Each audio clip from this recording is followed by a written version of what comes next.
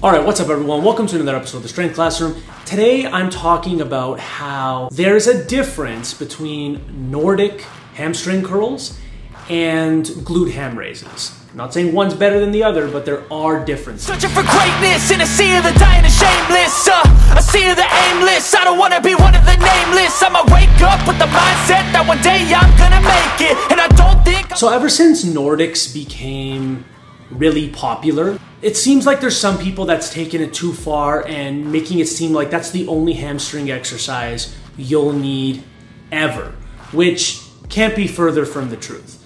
Now, what I'll always like to say, I will say body weight to body weight, if you can't do a glute ham raise proficiently, you have 0% chance of accomplishing a Nordic hamstring curl. In my opinion, I could be wrong, but I don't see how the two aren't correlated. I feel like a glute ham raise, because you have the pad in front of your knee, it is a precursor to Nordic hamstring curls. So I would say get really proficient with the glute ham raises first and then move on to Nordic hamstring curls. But there are definitely a place in your program for both of those things. Maybe not simultaneously, but you can phase them in and out. They're a tiny bit overhyped right now, especially since people just think this exercise will automatically make them sprint faster without actually doing any sprints. I don't see how that works, but the two exercises are very different. So let's start off with the Nordic. You go down and your chest is pretty much going to be flat up against the pad. That's the traditional Nordic with a flat surface. And right there, there's no tension whatsoever at the bottom. And then you have to explode up. So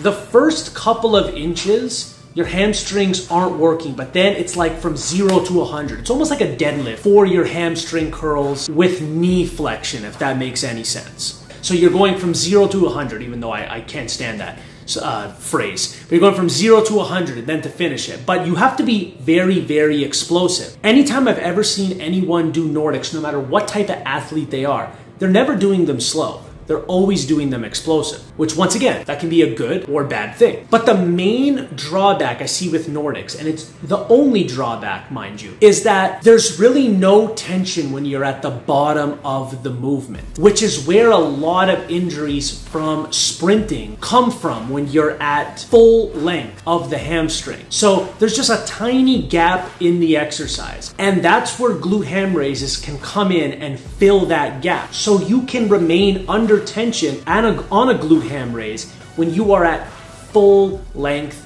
of your hamstring. So I feel like instead of saying, oh, I like doing glute ham raises or I like doing Nordics instead, you should use them synergistically so that they each can cover the gaps that one exercise leaves in your training. I'm not saying you should do them both in the same training session, although not the worst idea, but they don't have to both be done simultaneously in your training program.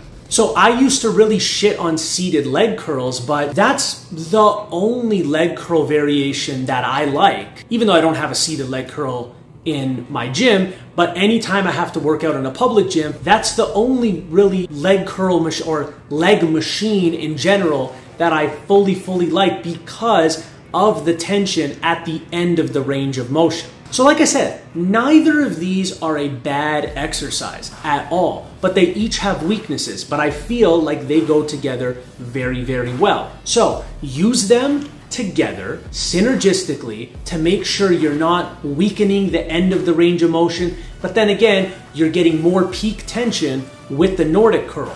So use them both appropriately so you don't injure your hamstrings sprinting or playing your sport. Shit is gonna happen, but just try and get your hamstrings as strong as possible so that you can avoid it as long as possible. So if you like this video, like, share, subscribe, do all that good stuff. And as always, ladies and gentlemen, have yourself a great day.